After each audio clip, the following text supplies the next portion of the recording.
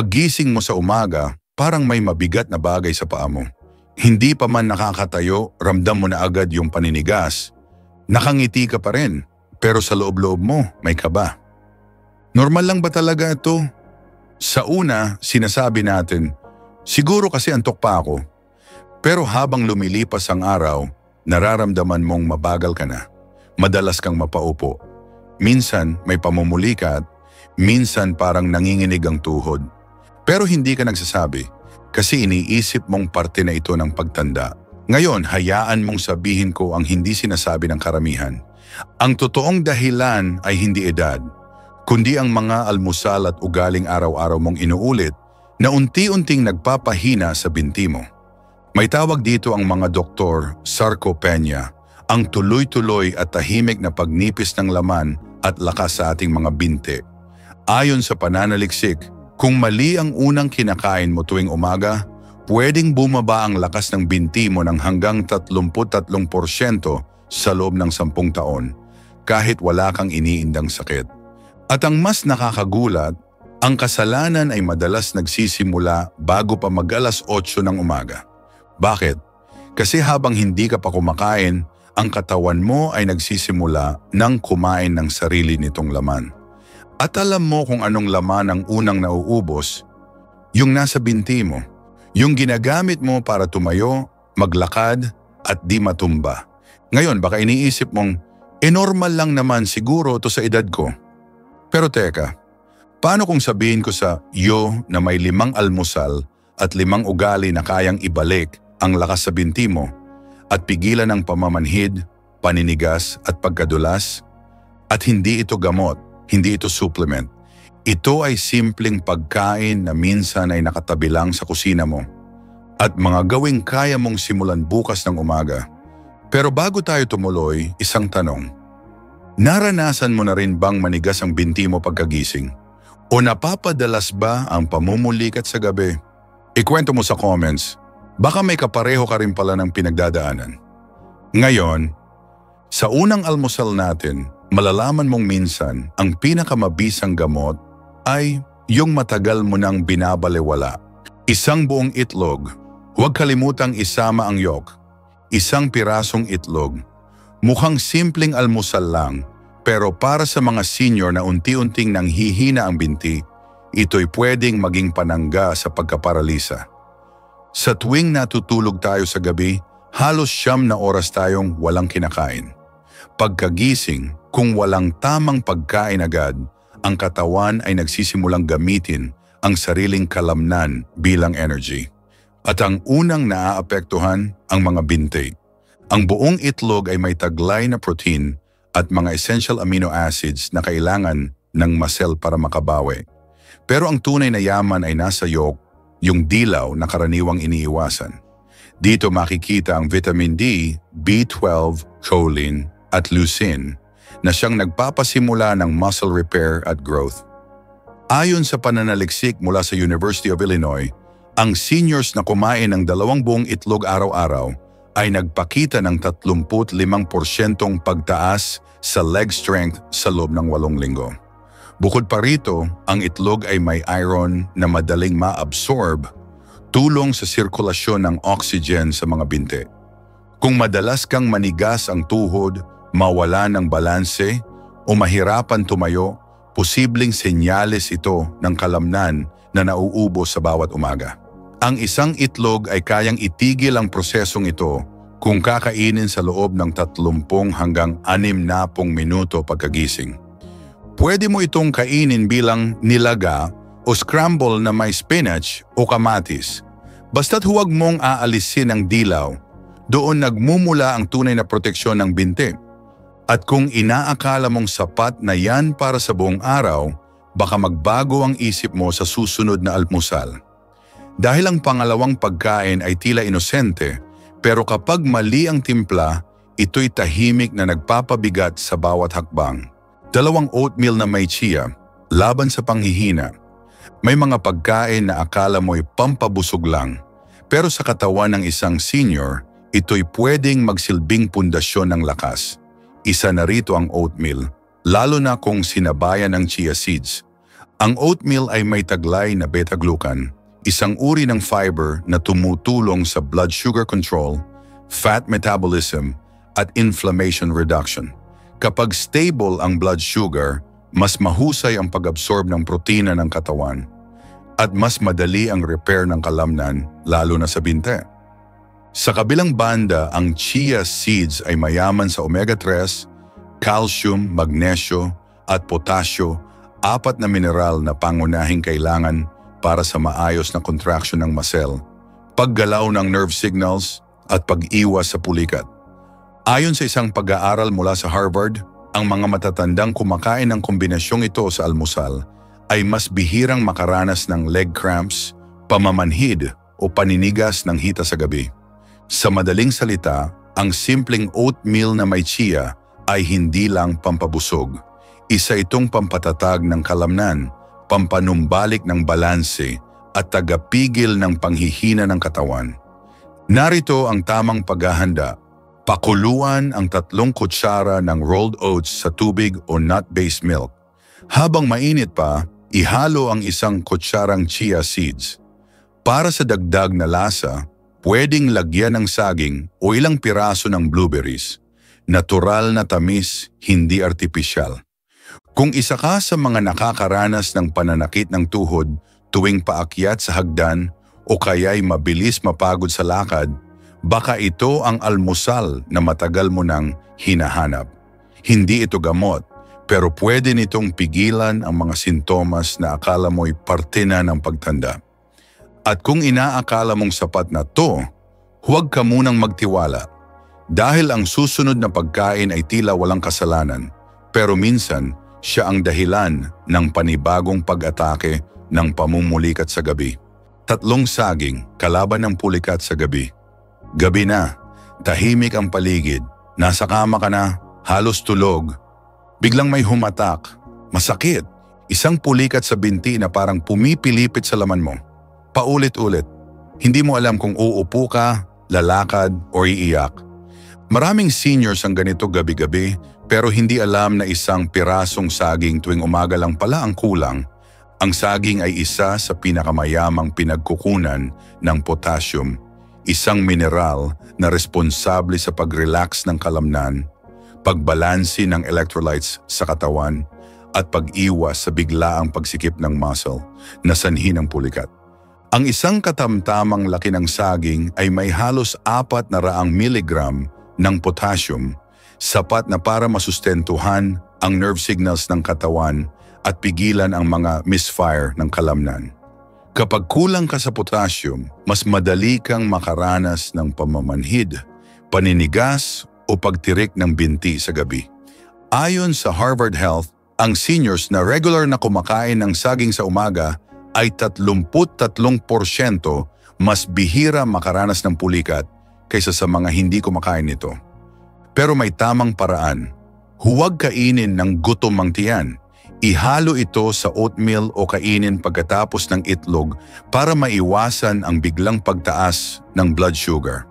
Kung may diabetes o kidney issue ka, mas mabuting kumonsulta muna bago gawin itong araw-araw.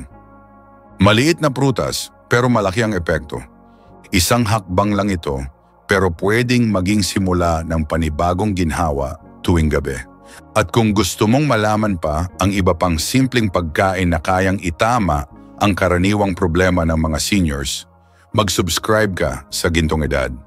Dito hindi lang kaalaman ang binibigay namin. Lakas, sigla at bagong pag-asa rin. At kung ang saging ay tulong sa gabi, ang susunod, mas malalim pa ang epekto nito. Sa kwento ni Mang Isko, malalaman mong may almusal na kayang bumangon ka muli nang may panibagong tapang. 4 na Greek yogurt, protektado ang binti tuwing umaga. Si Mang Isko, 68 anyos, dating karpintero. Sanay siya sa mabibigat na trabaho, akyat, buhat, lakad buong araw. Pero nitong mga huling buwan, napansin niyang hirap na siyang tumayo mula sa kama. Tila ba may humihila sa kanyang tuhod pababa. Ang dating lakas parang dahan-dahang nawawala. Hindi niya ito ininda nung una. Siguro pagod lang, sabi niya. Pero nang dumating ang isang umagang kailangan niyang umalalay sa upuan para lang makalakad papuntang banyo, doon siya natigilan.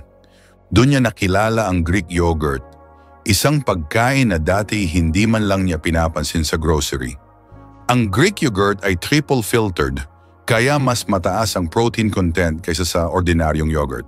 May taglay itong casein protein na mabagal tunawin pero tuloy-tuloy ang suporta sa kalamnan, lalo na pagkatapos ng mahaba at walang kain na gabi. Meron din itong leucine, calcium at vitamin D.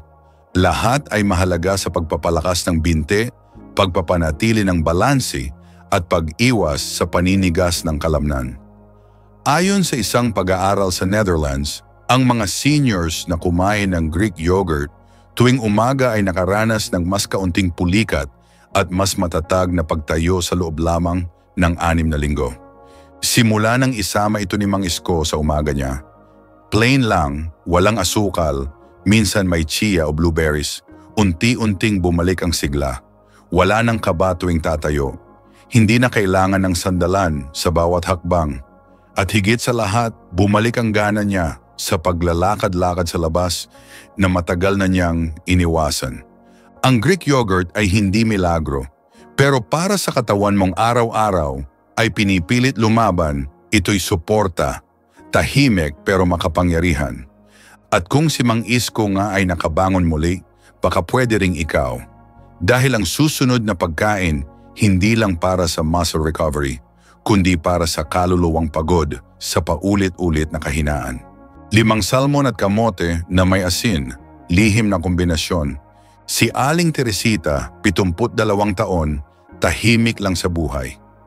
Gising siya palagi ng alas 6 pero hindi na siya masyadong lumalabas gaya ng dati. Madalas kasi mabigat ang kanyang binti. Minsan, parang may batong nakadikit sa bukong-bukong. Hanggang sa isang umaga, nadulas siya sa banyo. Hindi malala ang tama, pero may nawala. Hindi lakas, kundi kumpiyansa. Doon siya nagsimulang magtanong, ano ba talaga ang kulang? Sa tulong ng kanyang anak, natutunan niyang isama sa umaga ang isang kakaibang kombinasyon, inihaw na salmon at kalahating kamote na may konting asin. Ang salmon ay mayaman sa omega-3 fatty acids, particular ang EPA at DHA, 2 sangkap na kilala sa pagpapababa ng inflamasyon, pagpapaganda ng insulin sensitivity, at pagsuporta sa muscle protein synthesis. Sa madaling salita, tumutulong ito sa katawan para bumuo at magpanatili ng malalakas na kalamnan sa binte. Samantala, ang kamote naman ay hindi lang basta carbs. Mayaman ito sa complex carbohydrates na hindi agad nagpapataas ng blood sugar. Bukod pa rito, may potasyo, magnesyo, vitamina 7 at manganese. Lahat ay tumutulong sa nerve conduction at muscle relaxation. Idagdag pa ang konting natural na asin tulad ng Himalayan o sea salt at may tamang electrolyte support ka na agad sa umaga. Ayon sa isang pag-aaral mula sa France, ang kombinasyong ito ay nakatulong sa 40% ng mga senior na bumalik ang kanilang balanse sa loob ng 90 araw. Mas kaunting pamumulikat, mas maayos ang paglakad, mas buo ang loob. Simula nang isama ito ni Aling Teresita sa kanyang almusal, hindi man agad, pero unti-unti siyang bumalik sa dati niyang lakas. At sa 2 buwan, muling bumalik ang kanyang lakad, tuwid, matatag at may ngiti. Hindi ito sikreto. Pero baka na nga ngayon mo lang ito pinapansin. At kung sa tingin mo dito na nagtatapos ang sikreto sa umaga, mali ka. Dahil sa susunod, hindi pagkain ang solusyon, kundi kung paano ka gumising. 6 na maligamgam na tubig na may natural na asin, unang gawain sa umaga. Si Karomi, 66 na anyos, dating seaman. Sanay sa disiplina, pero mula nang magretiro, naging mas madalas siyang makaramdam ng pamamanhid ng paa pagkagising. Hindi niya ito pinapansin noong una. Hanggang isang araw halos madulas siya sa kusina dahil nanigas ang binti niya bigla. Wala naman siyang sakit pero may mali. Nang kumonsulta siya sa isang doktor, isang simpleng tanong ang bumungad. Umiinom ka ba ng maligamgam na tubig sa umaga? Akala niya kalokohan lang. Pero nung sinubukan niya, doon niya naintindihan kung gaano kaimportante ang simpleng gawin na to. Pagkagising sa umaga, ang katawan mo ay dehydrated. Sa ilang oras na walang tubig habang tulog, ang blood circulation ay bumabagal at ang muscle coordination ay humihina. Kaya kung bigla kang tatayo, madaling manghina ang binte o matapilok. Ang isang basong maligamgam na tubig na may kaunting natural na asin, hindi iodized kundi sea salt o Himalayan salt, ay tumutulong sa electrolyte balance, pagpapalakas ng daloy ng dugo at pagpapanumbalik ng nerve function sa binte. Sa pananaliksik ng French Institute of Mineral Nutrition, ang mga senior na uminom nito sa umaga ay mas madalang makaranas ng leg cramps at mas matatag ang pagtayo mula sa kama. Simula nang gawin ito ni Karomi, naging mas magaan ang bawat umaga. Hindi na mabigat ang hakbang. Hindi na rin siya nangangapa ng balanse tuwing pupunta sa banyo. Ang sikreto, isang baso lang. 250 mililitro ng maligamgam na tubig na may isang kapat na kutsaritang natural na asin. Iniinom niya ito habang tahimik na nakaupo bago pa gumalaw. At kung iniisip mong wala namang epekto ang ganyang kaliit na gawain, baka mapaisip ka ulit. Dahil kung paano ka gumising, yan ang nagtatakda kung paano ka tatayo buong maghapon. 30 minuto na balance exercise para di matumba. Maraming matatanda ang natatakot sa iisang bagay, ang bigla na lang matumba, hindi dahil mahina ang buto, kundi dahil biglang nawala ang balanse. Isang maling hakbang, isang maliit na pagkadulas, at minsan isang pagkakahulog na hindi na maibabalik ang dating lakas. Pero paano kung sabihin ko sa iyo na may isang simpleng ehersisyo na pwedeng gawin sa loob lang ng 3 minuto bawat umaga, na makatutulong para hindi mo na kailangang umalalay sa bawat hakbang? Ang 3 minuto na balance exercise ay hindi nangangailangan ng sapatos, gamit o kahit anong kagamitan. Sa mismong kwarto mo lang, tumayo ng tuwid. Iangat ang isang paa ng 2 hanggang 4 na pulgada mula sa sahig. Hawak sa dingding kung kinakailangan. Panatilihin sa ere ng 10 segundo. Ibaba. Ulitin sa kabilang paa. Gawin ito ng 5 beses bawat paa. Ano ang epekto nito? Pinapalakas nito ang calf muscles, thigh support at core stability. Ang 3 pinakamahalagang bahagi ng katawan na responsable sa pagbangon at paglakad. Sa loob lamang ng ilang linggo, mapapansin mong mas madali kang tumayo mula sa upuan, mas tiwala kang humahakbang at mas bihira kang nangangapa ng balance kapag dumidilim na ang paligid. Ginagawa ito ng mga physical therapists sa Japan at Europe bilang bahagi ng fall prevention therapy sa mga seniors.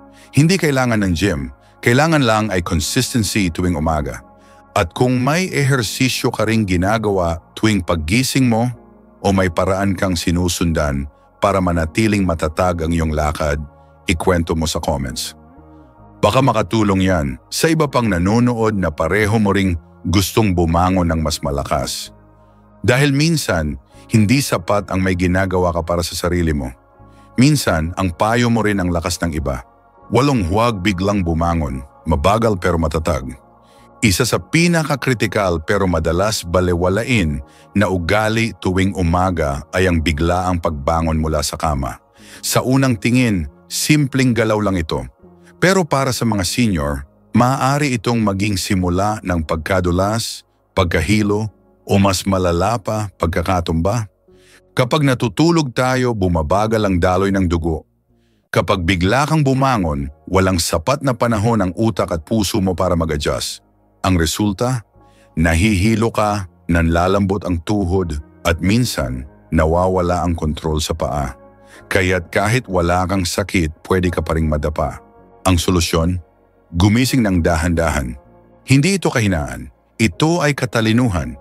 Pagkagising, manatiling nakahiga ng ilang segundo. Huminga ng malalim ng 3 beses. Pagkatapos, dahan-dahang umupo sa gilid ng kama. Habang nakaupo, iikot ang mga pulso at paa. Kanan, kaliwa, pataas, pababa. Ang ganitong simpleng routine ay nagbibigay ng sapat na oras para ma-activate ang circulatory system, maibalik ang focus ng utak, at mabuhay muli ang koordinasyon ng katawan. Sa isang survey ng mga geriatric doctors sa Canada, 4 sa bawat 10 senior na nahulog sa umaga ay umamin na sila'y mabilis bumangon, walang preparasyon, at kadalasang may kasamang hilo. Ang mabagal na pagbangon ay hindi katamaran. Isa itong hakbang sa pag-iingat. Isa itong paalala na ang katawan mo, kahit matatag pa rin, ay may bagong ritmo na dapat sundin.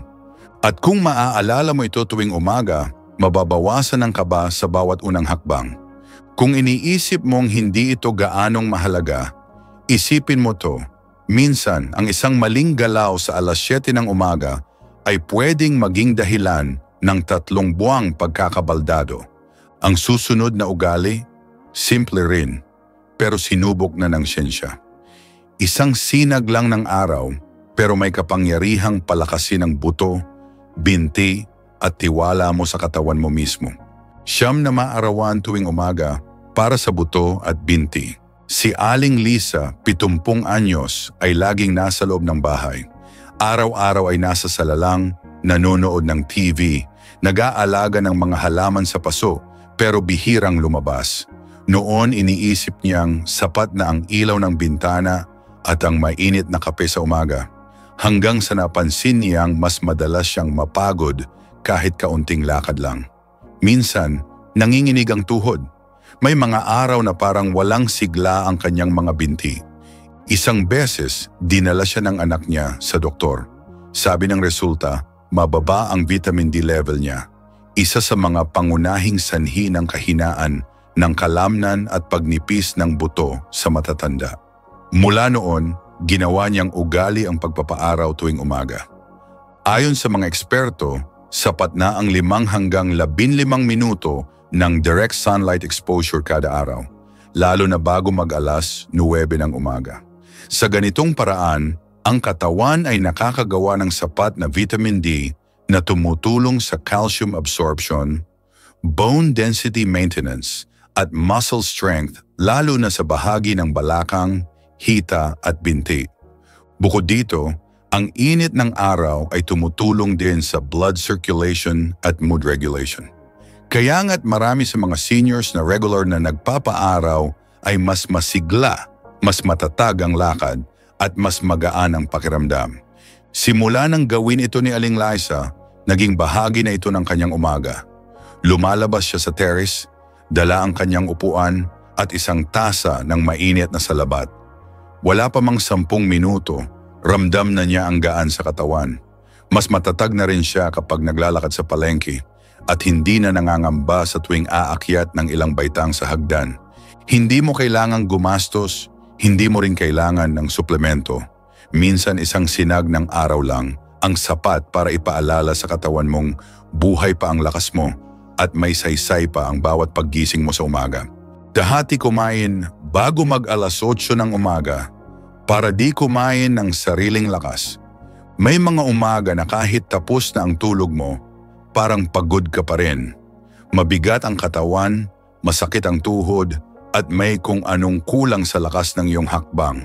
Akala mo normal lang ito, parte ng pagtanda, pero ang hindi mo alam, baka ang mismong katawan mo na ang kumakain sa sarili nito. Sa siyensya, may tawag diyan, katabelikong estado.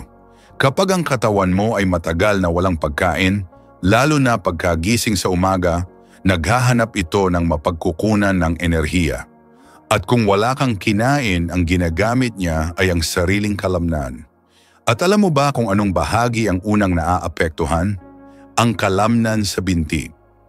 Ayon sa National Institute on Aging, ang mga seniors na hindi kumakain agad pagkagising ay mas mabilis ang pagnipis ng muscle mass, mas madalas makaramdam ng pamumulikat, at mas mataas ang tiyansang madapa o mawalan ng balanse. Bakit 8:00 ng umaga? Dahil karamihan sa mga seniors ay nagigising bandang 5:00 o 6:00 ng umaga.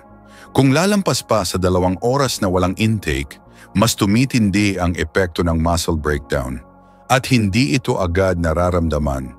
Tahimik itong gumagana, araw-araw, buwan-buwan, hanggang sa isang araw, bigla ka na lang hindi makabangon ng walang alalay.